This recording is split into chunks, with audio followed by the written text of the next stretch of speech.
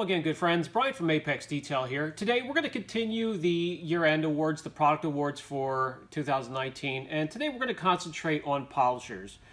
Entry-level polishers, 15mm throw, 21mm throw, rotary polishers. The only thing we're really going to skip today are forced rotation polishers. For me, it's either going to be a dual action polisher to finish, or if I'm going to cut, I'm going to cut to the chase and grab a rotary polisher and get it done.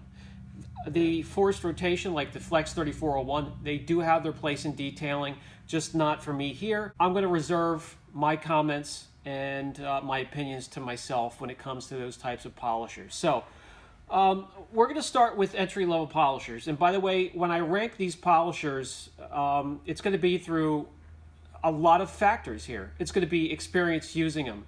It's going to be who I'm talking to, the audience here that might pick one up and use one. It's going to be price. Price will be involved. Vibration, pitch, sound of the machine. Is it irritating to use? Comfort, weight, and also how quality is the build. So a lot of factors went into my ranking. I'm not just throwing polishers together based on companies I like. I'm throwing the rankings of the polishers together based on everything I just mentioned. So I think that's really going to help you guys. Let's get started. So we're going to get started with entry-level polishers. And that's going to be a polisher that has an 8mm throw. It's going to be a polisher that's not very aggressive, one that's sold that you could pick up at AutoZone or Pep Boys, one that you can polish, do a one-step, do a paint enhancement. It's one that's not going to be very powerful, and they have that in mind when they put these polishers out there for entry-level polishers. Something that you won't get in trouble with when you're polishing and your pad goes up on an edge or a peak or a high spot on a panel, that it will not polish through the clear coat. Very, very important. I needed to learn how to fix my polishers to get them up and running that day, one way or another. So I just urge everybody to get to know their polishers, just like you get to know your vehicle, and that is down to the last nut and bolt. Don't rely on anybody else. For me, what I look for in a polisher in the internals, this is very important. There's a lot of vibration with a polisher. You could feel that with your hands. Well, you can imagine what the internals of a polisher goes through. Epoxy here keeps everything in place. And right here is a typical spot where vibration will knock one of these field windings loose, cause a short, and your polisher is done. Also, field windings being coated as well. That keeps everything protected. You have the laminations clean. I also look at the fan. Is it directional, where it feeds and forces air down through the motor to keep it cool? And I also looked for bearings. Are they sealed? Are they CHR? Are they quality? I also look at the machined and the counterbalance parts. Are they CNC machined? Are they a quality metal? All of that comes into consideration. Let's get this started. Okay, entry-level polishers. These are going to be polishers you can find at Advance Auto, Pep Boys, and they're going to have an 8mm throw for the most part with a 6-inch backing plate and about a 750 to a 900 watt motor. So my number one when it comes to that is the Max Shine M8. This here is $89.99. We have a 900 watt motor, variable speed. It's a no frills. It gets the job done. It's going to keep someone just learning, someone that really doesn't have a ton of experience with polishers out of trouble because of that short rotation, oscillation, and the weaker motor. It's heavy duty cable. The internals are everything I look for that I showed you at the beginning of the video is there for this polisher. It's my number one. Number two is something very similar, and it's the Griot's Garage G6. Again, the internals are quality, and this guy has been out for quite some time, has earned its reputation, and I still recommend this. This is one you can find at AutoZone and a couple other stores. This one here is $144, has an 850 watt motor, and also it is domed with rubberized grips and is a quality build. My number 3 polisher on the list is going to be the Torque 10FX. This one here is a 700 watt, just a little bit less aggression because of the weaker motor. But this one here is well balanced. It's very comfortable to use, ergonomic, very sleek, very slim, as you'll notice here. High impact plastic, and also has the electronic control. It's the electronic user interface that's on these guys. When I tore it down, quality build through and through, and all these polishers have done many corrections and are still running. So that's going to take care of the entry-level polisher. Anywhere from $89 up to about $140 or so. I wouldn't go up above $140 for an entry-level polisher. Any one of these threes will get the work done for you. Okay, the next subcategory is going to be 15mm throws. These polishers have a longer throw, and they're going to have a larger motor in them, mostly between 900 watts and 1,000 watts. And this is where I'll throw some of the more expensive names into the throw, because if you're getting some of these polishers like the 15 or the 21, that means you have gone through an entry-level polisher, you use a polisher more often, maybe you're doing it as a career or a side job, so you're bringing in money for these polishers and can afford to step up and grab a more quality unit and a more powerful unit. These here will have more powerful energy going from the polisher down through the pad, so a little bit of experience is recommended to have and use a 15 or 21mm. So you're not going to see me put a lot of these more expensive polishers in a ton of my videos, because I really think some of these polishers are $130 to $300 above, priced above where they really should be, and there's so many other polishers that you can break into detailing and be successful with without spending that type of money. They do have their place. Again, if you're doing this for a living, there are very small changes when it comes to vibration and also the pitch and the sound of the unit and comfort. There is no doubt they are more comfortable, have less vibration, and a less annoying sound. But are they worth spending $150 to $300 more per polisher, depending on the polisher, to get that type of change? When you're just starting, and I know my audience here, I'm going to have to tell you guys, I don't think so. So you're not going to see a ton of these polishers in my videos. I'm not going to do a ton of teardowns for these real expensive guys. You know, unless you really want me to, and I see a lot of you know, requests down in the comment section. I'm just going to stick to brands that are very quality, effective, and cost effective as well. So let's get this started with the 15mm throws, and it's going to be the Mark III, Roops Mark III. This one here is the Mark III. That's not here right now. That one goes for $435.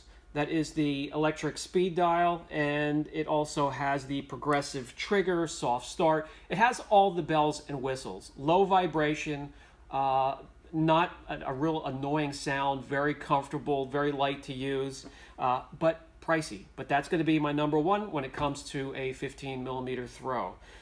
When it comes to number two, that's going to be the MaxShine M15 Pro. That one there goes for $199. This is 1,000 watt. This has variable speed, high quality cable, and when I tore it down in the video, you saw everything was quality through and through. This guy here has done well over 300-400 corrections with just changing out the brushes and swapping out the gear grease so far. No problems whatsoever for that price. Highly recommend. Number three is going to be the Griot's Garage Boss 15mm, $343 and change, 900 watt motor, premium NSK bearings, high quality internals through and through, high impact plastic, nice grippy platypus handle. I like the rubber on the handle grips everywhere, ergonomic, and excellent as my number three polisher that I can recommend. Okay guys, we're going to go to the next subcategory, and that's going to be rotary polishers. Rotary polishers. As I mentioned at the beginning of the video, I don't use the force rotation polishers like the Miele or the 3401. I prefer to just go towards the rotary polisher for the cut and then the dual action polisher to finish. And you'll see me swapping back and forth in my videos because I correct all the time and I like to change polishers to keep it fresh, get a different feel for the different polishers.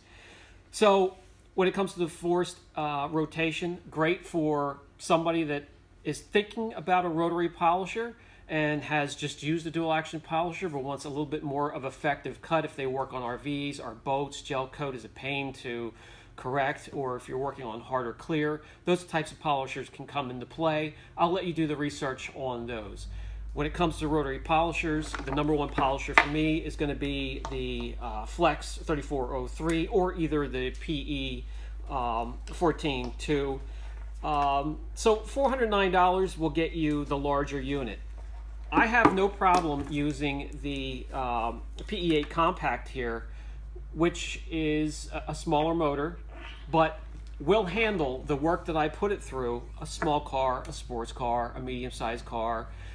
It's only if you're working in direct sunlight, extreme heat, that these bad boys heat up so bad that you can't take them. The M550 here is going to be my number 2. This one here goes for $139. They have a 1,000 watt unit as well. You know, another quality build inside and out. This guy here I've used in hundreds of corrections so far. Normally you just want to use something this size for hard to reach areas, smaller jobs, spot corrections. Me, because of my shoulders and using a lighter weight polisher to get through the day, doing quite a few corrections throughout the week, I use this for a whole car from top to bottom. Doesn't heat up. I am in a controlled environment here, so it does keep it cool. Yes, that's one thing to keep in mind. And then my third pick is going to be an old reliable, and 48 bucks, guys. I've torn this down. Everything in here is quality. It does have a little bit of weight to it, but this has well over 500 corrections to it and doesn't skip a beat. Just the carbon brushes here. Swap out the grease. You can get this at Harbor Freight. If you can get your hands on the older unit, they have them on Amazon and under a different name. The newer versions of Drill Master, that's going to be a roll of the dice because these newer versions that Harbor Freight carries, they're questionable. So that's going to be my picks, the top 3 picks for rotary polishers. This is a 900 watt motor here, very powerful. So let's move on to 3-inch polishers next. Okay guys, 3-inch polishers. They're going to come into play as you start to take care of your car and you want to get into tighter spots, or if you're doing this for a living, you want to do multi-step corrections. This can help in areas that are hard to reach, and there are many makes and models to choose from. My number 1 pick when it comes to a 3-inch polisher is going to be the Flex 71280. This one here has a large throw to it. This one here goes for $379, 12 millimeter throw. It has the microprocessor which senses heat, senses the load on the polisher, and also takes care of speed as well. And this guy here is a bit pricey, but it gets the job done. Also great for headlight restorations. My number 2 polisher is one I haven't done a review, but it's very, very effective. This is the Metabo SXE 400. This was made in mind. This had sanders in mind, wood crafting, when they developed it. However, they came out with an attachment, a backing plate, where you could start to use it for polishing as well. And right here it is. This is a backing plate. You just put right onto the polisher, then put the pad on that, and you're good to go. You have cushion here. This one here is $139, 230 watts. It has a shorter throw at 8 millimeter, but is a very, very good polisher, inside and out, quality build. My number 3 polisher will be the Griot's Garage 3-inch polisher. Now, the newer version, the G8 Mini, I haven't had enough hours, behind the unit to see if it's quality internally. Is it going to hold up? The power. So, either one. At $129, 7 watts with an 8mm throw, you can't go wrong. You're in good hands there as well. Okay, moving right along, let's get to long throw, true long throw polishers with a 21mm throw. The offset is going to be 21mm, so I'll recommend these last. If you're just starting out, don't even worry about these unless you're working on large RVs or boats or have experience behind a polisher.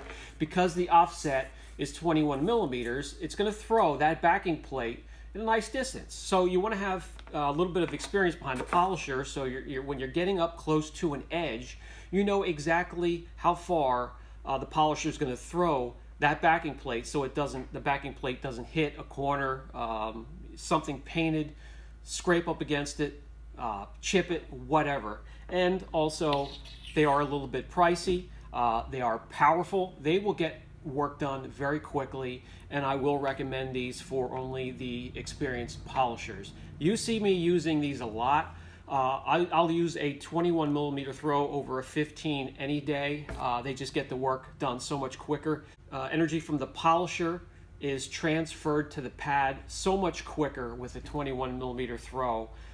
It gets my work done quickly, and I will choose it first. So the number one polisher on this list is going to be the MaxShine 21 M21. This is $209, 1,000 watt motor. It has a heavy duty cable. Everything is CNC machined, and when I tore it down, everything on the inside is quality. It has epoxy on the field windings, it has the sealed bearings, it has the directional fan, it has the coated PCB. When I speak of coated PCBs, just so you know what I'm talking about, every polisher has a control center, some with a microprocessor attached to it, but a lot of them look exactly like this. And what I like to see is a coated. It's a black epoxy that they'll put over top of the PCB that keeps moisture and dust and everything else that come in contact with it away from the control center or the PCB board.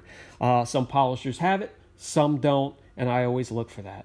That'll bring us to the second polisher on the list of polishers that have a 21mm throw, and that is the Griot Garage Boss 21. This one here goes for $396. It's 900 watt. It's a heavy duty polisher through and through. Everything that I mentioned, the grips, the high impact plastic, and the CNC machined interior. It's a quality but heavy polisher. Number 3 on the list is going to be the Torque 22D. This one here goes for $339. It is a 900 watt. It has the electric interface, so it's the EUI, electric user interface. It also has a quality build inside and out, everything that I look for.